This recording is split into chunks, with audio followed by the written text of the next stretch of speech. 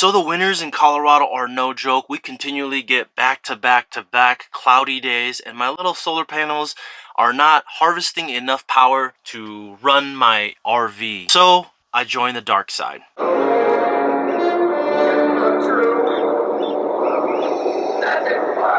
Yes, it is true. I am part of the Sith army. Here are the topics we're going to go through today. Now, here's the reason why this is the best generator. It's so good that it should be illegal.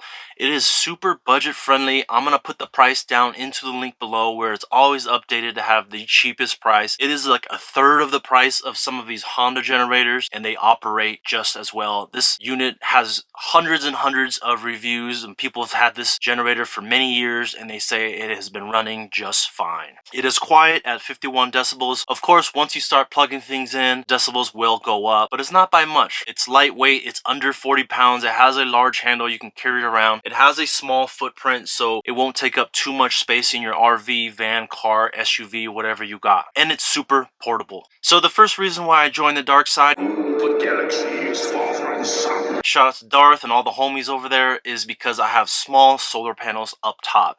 Now that's going to change in the spring, but until then I got the gas powered generator. If you're not familiar with my electrical system, I have 320 watts up top and I have 600 amp hours of LFP batteries down below. Now there is nowhere on planet Earth that's going to be sustainable, especially if you have very high power hungry appliances such as a mini split, AC, air fryer, charging e-bikes. I also have the Victron Orion DC to DC battery charger I have yet to install. And all these cloudy days in wintertime, it's continual. You could have 2 weeks of cloudy days here, 1 day of sunny, and then it could be full of snow, your rooftop, and you have to get up there to clean it. And sometimes I can't do that in time for that sunny day, and plus I'm not really pulling that much. Also, the biggest reason is peace of mind. It's just having a backup. Okay, quickly, here's the listing. This is the Wen 56235i, super quiet, 2350 watt portable inverter generator with fuel shutoff, carb compliant, ultra lightweight. Here's the current price. I will leave the link in the description, so it's always updated for the cheapest price. A couple of specs here. It is 39 pounds at 120 volts. Now it says 2350 watts. That's a little clickbaity. That's going to be at the surge. The continuous is going to be 1900 watts. As I mentioned, it is 39 pounds. What's cool is this is extremely quiet operation comparable to the sound of normal conversation, according to the U.S. Department of Health and Human Services. Now, I'm not sure who works at the Department of Health and Human Services, but it's definitely louder than a conversation. It also has a fuel shutoff, which maximizes the generator's lifespan by using up the remaining fuel in the carburetor before shutting down. Real quick, let me show you the control panel here. So you have two AC ports, 3-prong, and you have a DC 12 volt, a couple of USBs,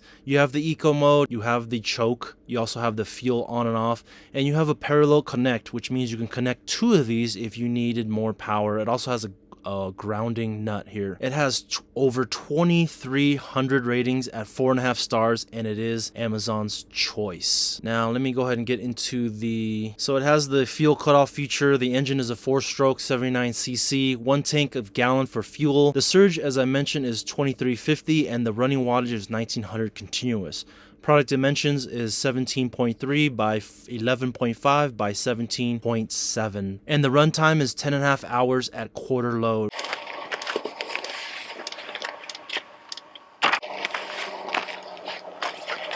Okay, tools needed: Phillips head, flathead, and a 10mm wrench. So we're going to remove these 4 bolts. Hopefully it's easier than the instructions say, which is never the case, but I am hopeful nevertheless.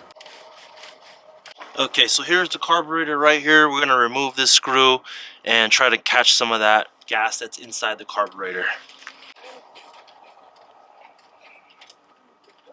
And quickly, here's what the jet kit looks like. This bolt here is the jet kit. Actually, this here is the jet kit right there, this gold one. We have a bolt and a couple of gaskets. That's really all it is.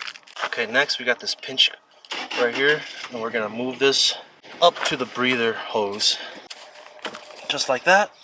And now it says to remove the air filter cover, see manual. But in the manual it doesn't have anything. So I think down below, I don't think you can see it, down below right here is the air filter. Yeah, the manual doesn't say anything about how to remove this.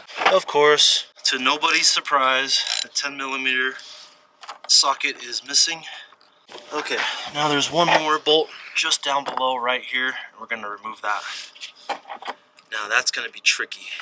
Now I didn't have the proper tools on me, so I'm headed to my storage unit. Let me show you guys that. We're gonna get this done come hell or come high water.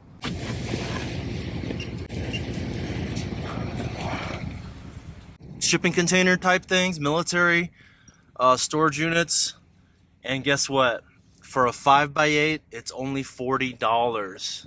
And for the first 3 months, it's half off. Now you try and get a 5x8 in California, it's gonna cost you at least 3 times the amount. So here's my storage unit. We got the Sting R sitting in here and the rest of my junk. Let's go through and try and get the right tool to finish this job. Okay, so check it out. Here's the jet on this picture. And I do not see no jet on the actual generator. So my fault, guys. Apparently this model has 2 different carb kits according to the serial number, so look that up. So there is going to be a caveat. It's not going to run as smooth. We are at 6,000 feet, and right out of the box it's meant to be running at 2,000 feet elevation. So it's going to be running a little bit louder than normal, and it probably not as smooth and cleanly. But let's go ahead and start it up. First, we're going to make sure this valve is open so the gas can breathe. You heard that little pressurized sound. Next, check the gas. Okay. Next, we're going to double check the oil. I already know it's fine, but I'm just going to show you what it looks like. Check the oil levels, wipe this clean, check it, dip it back in and check it. Go over here, open up the choke for the first time use, turn the power on. Now we're going to go ahead and do the pull cord here.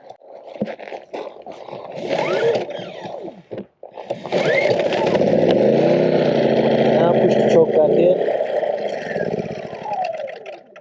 Oops, maybe we'll leave the choke a little bit longer. There you go.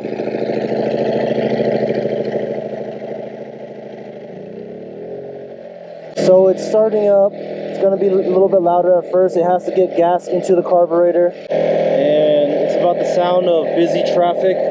There are cars going by. Now this is not really fair because I'm not in a windproof, soundproof room. I am next to a somewhat busy street, so it's going to pick up that sound too, but right now it's reading about 70 decibels. Now if we go away,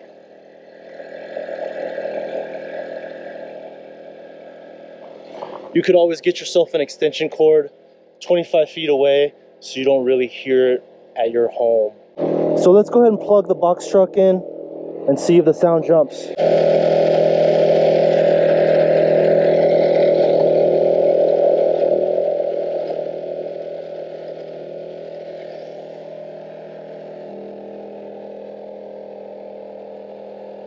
Yeah, so it jumped a few decibels, which is probably normal. But now I am charging up the box truck with the lead time 40 amp charger. It's charging it up in terms of watts at about 550 watts. So there we go. Now you get a long extension cord. You could really stretch this out somewhere else.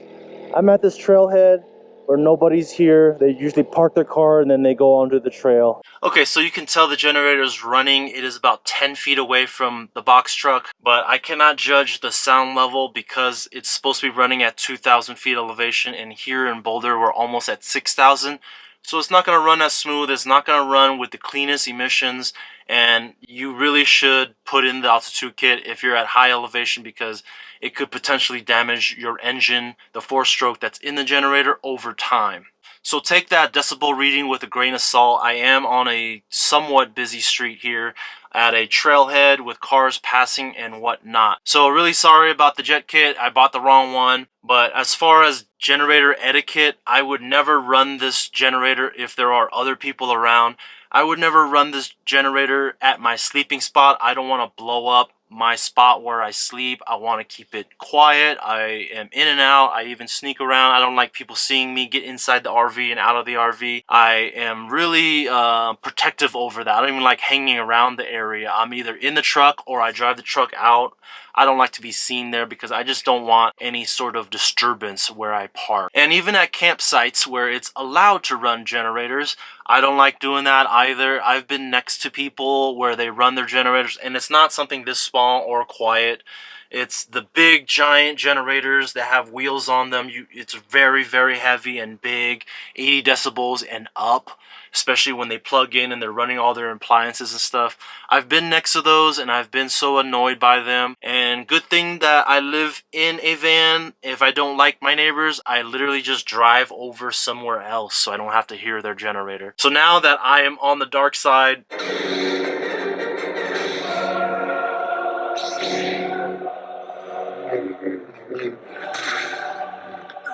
team generator, I try not to be that person that run their generator next to other people, even at campsites where it's allowed during business hours from 7 to 7. I just don't do it. I drive somewhere far where there's nobody around and I just run it for a few hours so I can top off my batteries, especially here in the winter in Colorado. So thank you so much for all the love, likes, shares, and comments. It really does help the YouTube algorithm for new people to discover my channel.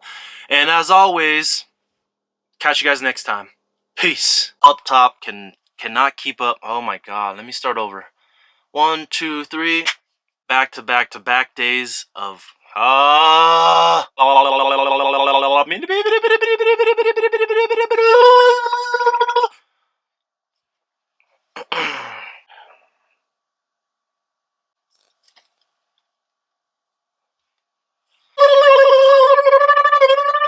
Yo Belinda, my Belinda, yo Belinda, yo Belinda, my Belinda, yo Belinda, my Belinda. Do re mi fa sol la ti do.